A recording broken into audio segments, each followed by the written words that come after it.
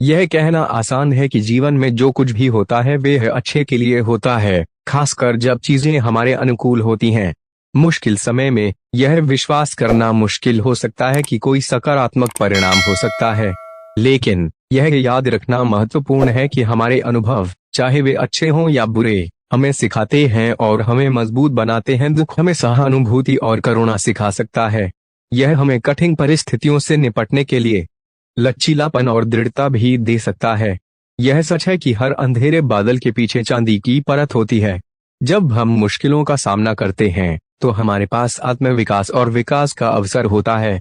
हम उन ताकतों को खोज सकते हैं जिनके बारे में हमें नहीं पता था, और हम नए दृष्टिकोण विकसित कर सकते हैं। यह भी याद रखना महत्वपूर्ण है कि हम अकेले नहीं हैं। हर कोई अपने जीवन में किसी न किसी रूप में दुख का अनुभव करता है। ऐसे लोग हैं जो हमारी परवाह करते हैं और इस मुश्किल समय में हमारा समर्थन कर सकते हैं।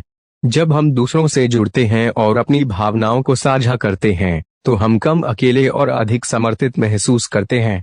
यह हमें आगे बढ़ने और बेहतर भविष्य की उम्मीद करने की शक्ति दे सकता है। यह कहना नहीं है कि दुख को सहना आसान है। यह कभी कभी भारी और निराशाजनक हो सकता है, लेकिन अगर हम यह सोचने की कोशिश करें कि हमारे अनुभवों का क्या अर्थ हो सकता है और हम उनसे क्या सीख सकते हैं, तो हम उनमें सकारात्मकता खोज सकते हैं। यह याद रखना भी महत्वपूर्ण है कि खुशी एक स्थायी स्थिति नहीं है। यह आता है और जाता है, जैसे जीवन में सब कुछ।